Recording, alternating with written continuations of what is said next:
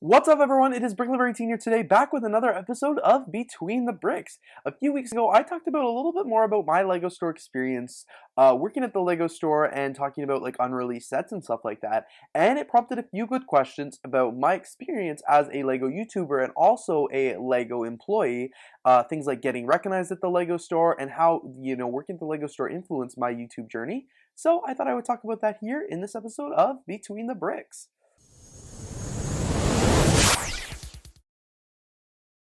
So the first thing I'll talk about is just getting recognized at the LEGO store for being a LEGO YouTuber. It actually happened a few times, more than I thought it ever would, and it was always a funny experience. So I guess for context and for a preamble, the LEGO store employees knew about my YouTube channel. I had disclosed that in the interview because the last thing I wanted to do was get my interview, get the job, and then lose it because I have a YouTube channel or have it taken away a few days later or something like that. So what I did was I told them in the interview, I'm a LEGO fan, but here are also the skills that would make me a good employee at your store. Also, I have a YouTube channel. Full disclosure. They knew about the YouTube channel when I got hired. It was not an issue for them, and it never became an issue throughout my employment, kind of with the LEGO group. My fellow coworkers and my manager and stuff like that thought it was cool. They used to watch some of my videos kind of in the back room. They loved when I was talking about things kind of related to LEGO without telling people at the LEGO. Like, I didn't tell YouTube I was working at the LEGO store. I don't think. I don't think I ever disclosed that I was a LEGO store employee while I was at the LEGO store. Just because that was like a boundary for me that I didn't want to cross. But people started to know. So there was a few times where it happened. I remember one time a little girl came in and was just like starstruck. It was so cute. She was maybe like 10 or 11 years old. And she like tugged on my apron. She goes, "Are you Bricklover 18?" And I was like, "Yep, that's me." And we had a great conversation. Her parents were like also knew who I was because they must like obviously supervise what she watches online or at least know I was a YouTuber or whatnot. So that was really cool. She asked me a lot of questions about like my YouTube channel and stuff like that.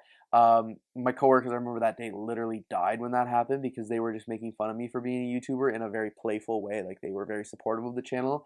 And then this little girl was like, "Oh my God," and was starstruck. And then they saw me take a picture with her and they're like, "Oh my God, like that's like did she recognize you for YouTube?" I was like, "Yeah." And they're like, "No, shut up. That's not true." They fully thought it was like a joke. I was like, "No, she straight up did." That was the one experience where a kid like came in. There was times when another LEGO YouTuber, who I'm not gonna like expose kind of on here, they were in and they recognized me. I didn't know they were like a YouTuber or anything like that. They were packing picker brick cups. I was helping them get a bunch of parts, and then at the end, like as they were paying, they were like, "Thanks, Bricklover 18," or they were like, "Thanks, Bricklover," and they walked away. And I was like, "Oh, crap! You knew who I was." Had no idea. They didn't say anything the entire interaction.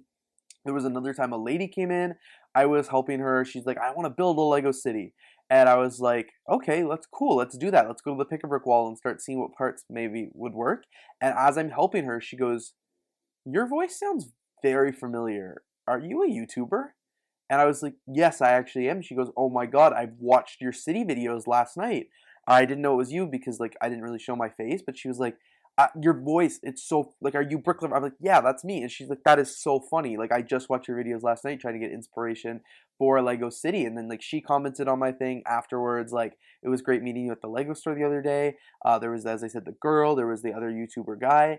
And I think there was just a bunch of other people like throughout. Those are the most memorable ones. But there was definitely a bunch of other people throughout my time at the Lego store. They would ask the employees. They would be like, "Is that like a Bricklover 18 from YouTube?" And the Lego store would be like, "Yeah, it's him." But it was super fun. It was never like intrusive and it never caused any issues within my job itself. It was always kind of funny being recognized at the Lego store. I got recognized more at the Lego store combined than I did at any other like place in the world. I've been recognized kind of around the community. My old job one time I was at Tim Hortons slinging coffee and donuts and food in a hairnet. Everything's greasy. Uniform, the whole thing. And this kid goes, "Are you Bricklover 18?" And I was like, "You're kidding me, right?" Like I was like, "Yeah, that's me." So embarrassing because I did not want to be like recognized at Tim Hortons of all places, like in my high school part-time job. And he fully recognized me on his field trip, and I was like, "Oh, that's so cool." And then like I remember I like posted about that afterwards. I thanked him for saying hi. I told my parents I was so embarrassed, and like, "Why would you be embarrassed? It's cool." But that happened there. It's happened like a few times on the subway or like in the streets or something like that, somebody will stop me and ask like if I am, and I'm like, yeah, and then like it doesn't happen very often. I'm not like a huge YouTuber like MNR who probably gets it every day or something like that. Yeah, mine was just kind of cool like that. It definitely happened way more at the Lego store than it did at any other place, and that makes sense because people are Lego fans and they're shopping at the Lego store. But as I said, I never even told people what location I worked at, and I never told people I was a Lego store employee during my time there because, like as I said, that was kind of a boundary I wanted to cross. I didn't want to cross, sorry, because it kind of leads into some of the next things about being a YouTuber and also being a Lego employee for the company that you make YouTube videos on. Like I talked in the last episode of Between the Bricks, there was just certain things I couldn't do as a Lego store employee and a Lego YouTuber. So as a Lego YouTuber, I stopped covering news because sometimes I knew about the news before it was announced publicly. And sometimes I didn't know about the news before it was announced publicly. I would just learn from press releases and stuff like that. But as a Lego store employee, you're also representing the Lego group, not just like yourself anymore. So if people knew I was a Lego store employee and I made a news video, they might think I knew a little bit more about the news than I actually did.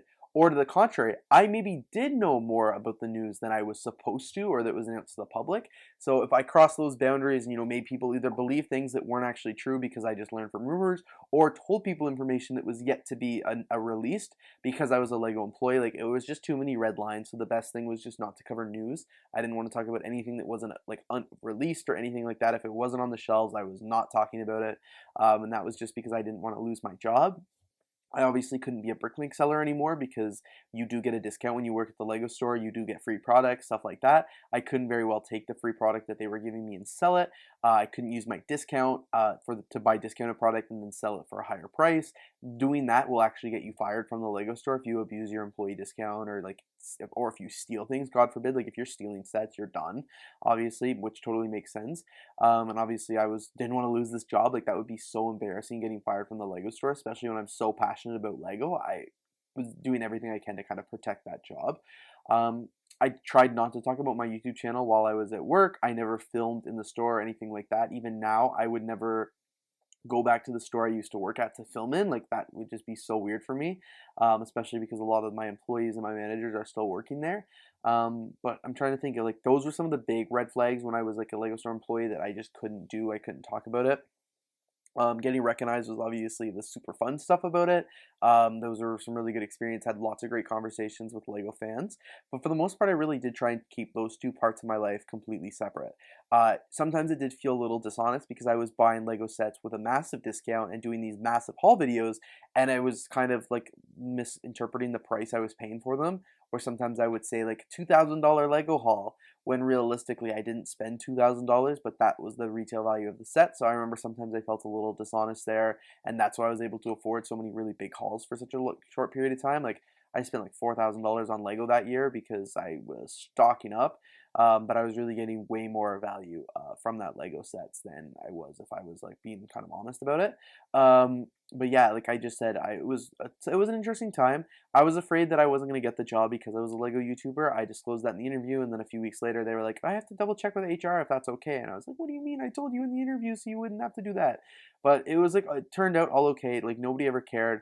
As I said, the Lego employees that I worked with are like super supportive about it. Not all of them knew, but the ones that did like thought it was cool. They would be like brick lover and like stuff like that.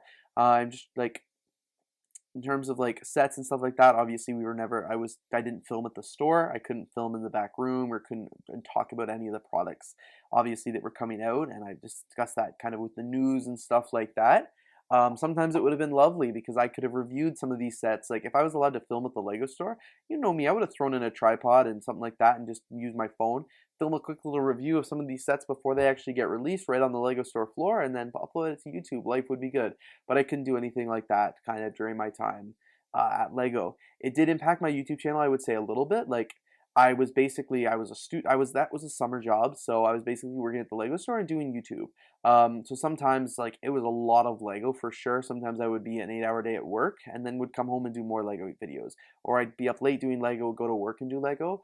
And I think it kind of destroyed my concept of like sets and stuff like that because no longer was I just buying sets that I was really passionate about. I was buying anything that was a good deal because I got the discount. I bought so many Lego products during those years. Like I doubled my Lego collection, or maybe not double, but I certainly added a lot of Lego to my collection during the time I worked at the Lego store. Pretty much every time I went to the store, I would buy something. So I think that kind of like destroyed my value for the actual toy itself or for the brand, because I was just buying so much of it when I would never used to. And even now I like kind of that mentality that I need to buy all the sets from that line, but it's like, no, I can't afford that. Like, I just have to buy the sets that I'm actually really passionate about. I've got a bunch of sets now in my closet that I'm never going to build, that I bought on a discount or something like that because it was a good deal or because it was on sale and I got a discount on it, whatnot. So I think that had some negative impacts on it in terms of like the YouTube. Sometimes I was burnt out from like doing Lego all the time, or it turned my Lego hobby itself into more of a job because I worked at the store. Um, but I wouldn't complain. I would still go back and work there again. I think now, like reflecting on it, I definitely was a lot of Lego all at once. But I wish I would have taken that opportunity to get more involved within the community itself. This is like right before COVID and stuff. I wish I would have started to go to lugs and stuff like that, because I would have seen a lot of the people who are going to my Lego store at those lugs. Versus now, I don't know anybody in Toronto that really does Lego. So if I want to jump into a lug, that's definitely a little bit harder for me and stuff like that. And I've also like only been, a student in Toronto, especially during COVID. So back in 2019, I got my studio in May, and then I had it until I had it for 2 years. One entire year was during COVID. So that was interesting. I was barely ever there because of the virus and stuff like that. But yeah, no, it was super interesting how the Lego store and my YouTube channel kind of like went hand in hand. Again, did not talk about them with each other, but I was recognized at the Lego store quite a bit. And if somebody asked about my YouTube channel, then I was, would talk about it. But I was just very clear I didn't want those two to kind of blur the professional and the personal lines, and I didn't certainly want to get in trouble while I was at work. So anyway, guys, thank you so much for checking out this video, this episode of Between the Bricks, talking about my experience working at the Lego store and being a Lego YouTuber all at the same time, and getting recognized and stuff like that. If you guys do have any more questions about my experience working at the Lego store, and you want to learn a little bit more or anything like that, feel free to let me know down in the comments below, and I will definitely make more videos like this, or even some more Asperk videos very, very soon, because I love talking about my Lego store experience. Anyway, guys, thanks again for watching. If you enjoyed, don't forget to leave a comment and subscribe, and I'll see you in the next video.